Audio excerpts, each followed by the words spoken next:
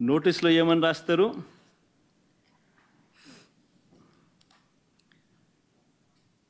మాజీ ముఖ్యమంత్రి సభ్యులు వైఎస్ జగన్మోహన్ రెడ్డి గారు తిరుమల తిరుపతి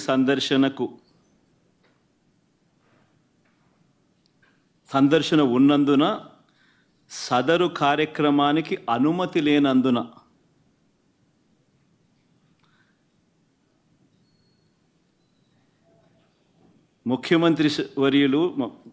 మాజీ ముఖ్యమంత్రి వర్యులు వైఎస్ జగన్మోహన్ రెడ్డి గారి తిరుమల తిరుపతి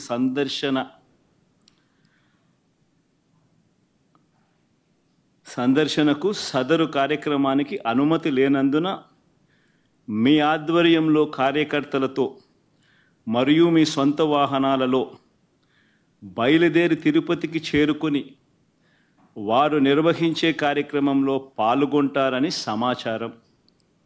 కావున అనుమతి లేని పై తెలిపిన కార్యక్రమమందు పాల్గొనడం చట్టరీత్యా వ్యతిరేకమని తెలియజేస్తూ ఇవ్వబడుతున్న నోటీసు.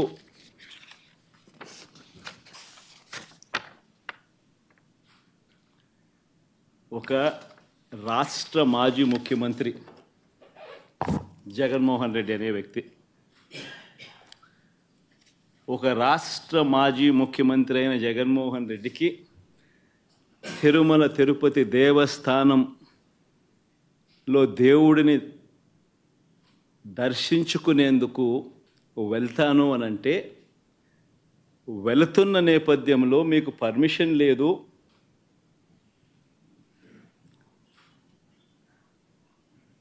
ఆ కార్యక్రమంలో ఎవరు పాలుపంచుకున్నా మీ అందరినీ అరెస్ట్ చేస్తాము అని గుడికి పోవడానికి పోతా ఉంటే నోటీసులు ఇస్తూ ఉన్నారు. నిజంగా ఆలోచన చేయమని అడుగుతా ఉన్నా. ఏ ప్రపంచంలో ఉండం? రాక్షస రాజ్యం కాదా ఇదని అడుగుతా ఉన్నా.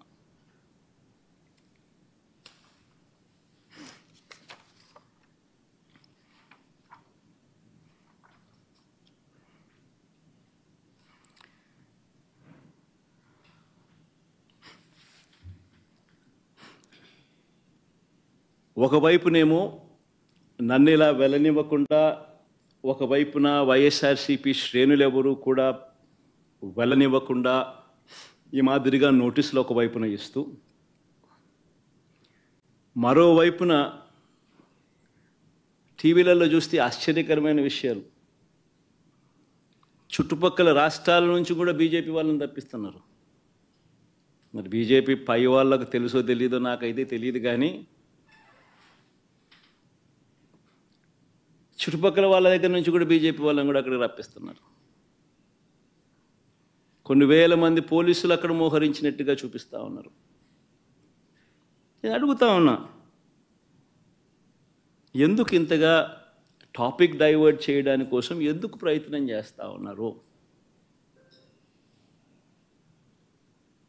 ఎందుకు ఇలా టాపిక్ డైవర్ట్ చేయడం కోసం ఎందుకు ఇంత ఆరాట పడతా ఉన్నారు?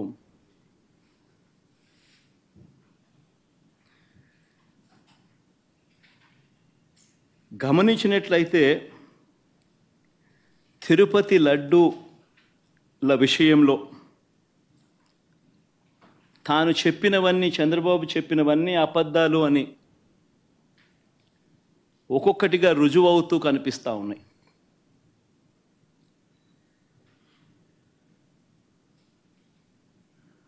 ఆ కనిపించే నేపథ్యంలో 100 రోజుల పాలన మీద టాపిక్ డైవర్ట్ చేస్తూ లడ్డూల టాపిక్ తీసుకొచ్చాడు. ఆ లడ్డూల టాపిక్లో చంద్రబాబు నాయుడు అడ్డగోలుగా తప్పు చేసి గుడి పవిత్రతను దెబ్బతీస్తూ అడ్డగోలుగా దొరికిపోయేసరికి మళ్ళీ ఈ టాపిక్ను డైవర్ట్ చేసేందుకు, లడ్డూల టాపిక్ను డైవర్ట్ చేసేందుకు కొత్తగా ఇప్పుడు డిక్లరేషన్ టాపిక్ తీసుకొచ్చి మళ్ళీ అది ఇంకొక రాజకీయం చేస్తూ ఉన్నారు. ఒకసారి గమనించినట్టయితే తిరుమల పవిత్రతను స్వామివారి ప్రసాదం విశిష్టతను, తిరుమల పవిత్రతను, స్వామివారి ప్రసాదము విశిష్టతను, తిరుమల తిరుపతి దేవస్థానం పేరు ప్రఖ్యాతలను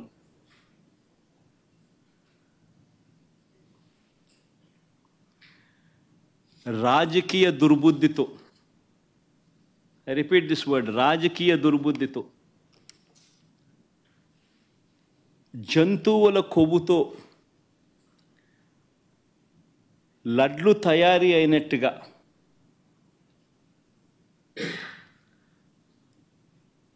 ఒక జరగని విషయాన్ని జరిగినట్టుగా, ఒక జరగని విషయాన్ని జరిగినట్టుగా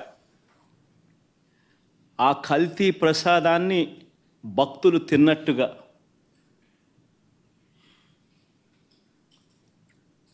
నిజంగా ఒక ముఖ్యమంత్రి స్థానంలో ఉన్న వ్యక్తి తెలిసి అబద్ధాలు ఆడుతూ అసత్యాలు చెబుతూ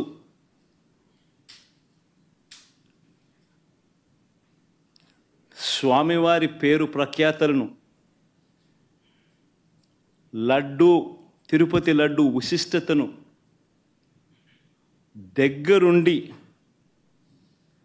దగ్గరుండి అపవిత్రం చేసే కార్యక్రమం సాక్షాత్తు ఒక ముఖ్యమంత్రి చేస్తూ ఉంటే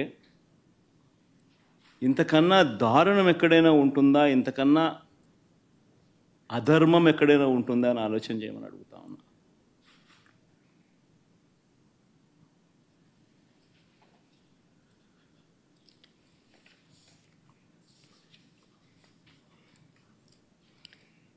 ఒకసారి వీటికి సంబంధించిన విషయాలు మరొక్కసారి పునరుద్ఘాటిస్తా. ఏ రకంగా చంద్రబాబు నాయుడు గారు అనే వ్యక్తి ఏ రకంగా తాను అబద్ధాలు చెబుతూ అబద్ధాలకు ఏ రకంగా తాను రెక్కలు కట్టాడు అన్న విషయాలను మరొక్కసారి మీ అందరికీ కూడా ఆధారాలతో సహా చూపిస్తా. రాష్ట్ర ప్రజలందరికీ కూడా, రాష్ట్ర ప్రజలే కాదు దేశ ప్రజలందరూ కూడా ఈ దారుణాన్ని ఒకసారి చూడమని చెప్పి విజ్ఞప్తి చేస్తా ఉన్నా. ఒకసారి గమనించినట్టయితే మామూలుగా ఈ టెండర్ల ప్రక్రియ, మామూలుగా ఈ తిరుపతి లడ్డుకు సంబంధించిన ఇవి కొనుగోలు చేసే నెయ్యి కానీ ఈ పదార్థాలు కానీ కొనుగోలు చేసే ఈ కార్యక్రమం 6 నెలలకు ఒకసారి జరుగుతూ ఉంటుంది. తిరుపతిలో నెయ్యి కొనుగోలు చేసే కార్యక్రమం ప్రతి 6 నెలలకు ఒకసారి రొటీన్గా జరిగే కార్యక్రమం. దీనికి సంబంధించి దశాబ్దాలుగా జరుగుతూ ఉన్న కార్యక్రమం ఇది. ఇదేదో కొత్తగా ఒకరి వల్ల ఇప్పుడు జరుగుతూ ఉన్న కార్యక్రమం కాదు ఇది. 6 నెలలకు ఒకసారి ఈ టెండర్లు పిలుస్తారు. 6 నెలలకు ఒకసారి ఈ టెండర్ల ద్వారా ఎవరైనా కూడా క్వాలిఫై అయితే ఎవరైనా కూడా పార్టిసిపేట్ చేయొచ్చు. ఈ క్వాలిఫికేషన్ క్రైటీరియా కూడా ఇప్పుడు ఏదో కొత్తగా పెట్టినవి అంతకన్నా కాదు. ఇవన్నీ రొటీన్గా దశాబ్దాలుగా జరుగుతూ ఉండేటివి. తిరుపతి లడ్డు అంటే విశిష్టత ఉంది. అలా తిరుపతి లడ్డు అని అంటే నా చిన్నప్పటి నుంచి కూడా తిరుపతి లడ్డు అని అంటే ఒక విశిష్టతగా దాన్ని చూసే పరిస్థితి. దాంట్లో ఉన్న టేస్ట్ వేరే లడ్లలో ఉండని టేస్ట్. ఇది మనందరికీ కూడా చిన్నతనం నుంచి మనమంతా కూడా చూస్తూనే ఉన్నాం. దశాబ్దాలుగా ఈ ప్రక్రియ జరుగుతూ ఉంది తిరుపతిలో. అలాంటి ఈ ప్రక్రియ ఒకసారి గమనించినట్లయితే అదే ప్రక్రియలో భాగంగా ప్రతి 6 నెలలకు ఒకసారి టెండర్లు పిలిచే కార్యక్రమం జరుగుతుంది. టెండర్లలో ఎవరైనా క్వాలిఫై అయిన వాళ్ళు ఎవరైనా పార్టిసిపేట్ చేయొచ్చు. ఆ క్వాలిఫై అయిన వాళ్ళలో L1 ఎవరికైతే వస్తుందో, తక్కువ రేటు ఎవరైతే కోట్ చేస్తారో వాళ్ళకు న్యాచురల్గా టీటీడీ బోర్డు టెండర్ను అప్రూవ్ చేస్తుంది. ఇది ఒక రొటీన్ ప్రక్రియ. దీంట్లో గవర్నమెంట్కి సంబంధమే ఉండదు వాస్తవం చెప్పాలంటే. టీటీడీ బోర్డు అన్నది కూడా ఒక ప్రసిద్ధికాంచిన బోర్డు. మామూలుగా దాంట్లో బోర్డులో సభ్యులు కూడా దేశం మొత్తం నుంచి కూడా దాంట్లో సభ్యత్వం తీసుకుంటారు. కేంద్ర మంత్రులు రికమెండేషన్ చేస్తారు టీటీడీ బోర్డుకు సంబంధించిన బోర్డు మెంబర్స్ను. చుట్టుపక్కల రాష్ట్రాల ముఖ్యమంత్రులు కూడా రికమెండ్ చేస్తారు టీటీడీ బోర్డుకు సంబంధించిన బోర్డు సభ్యత్వం కోసం. అంటే వాళ్ళ రాష్ట్రాలలో వాళ్ళు విశిష్టత ఉన్న వ్యక్తులనుగా భావించిన వాళ్ళను వాళ్ళు రికమెండ్ చేస్తారు. అటువంటి కూర్పుతో కూడిన టీటీడీ బోర్డు అది. అక్కడ ఉన్న వాళ్ళు ఎవరు కూడా తప్పు చేయాలనుకున్నా కూడా తప్పు చేయలేని పారదర్శక పద్ధతిలో టీటీడీలో ఓవర్ ది డికేడ్స్ సిస్టమ్స్ అన్నీ ఇవాల్వ్ అయి ఉన్నాయి. అక్కడ వచ్చే వాళ్ళు కూడా బోర్డు మెంబర్స్ కూడా ప్రసిద్ధిగాంచిన వ్యక్తులు. పారదర్శక విధానంతో దేవునికి ఇంకా ఎలా చేస్తే మంచి, దేవునికి ఇంకా మంచి చేయాలి అని తపన తాపత్రయంతో అక్కడ బోర్డు మెంబర్స్గా వాళ్ళు కూర్చొని నిర్ణయాలు తీసుకుంటారు.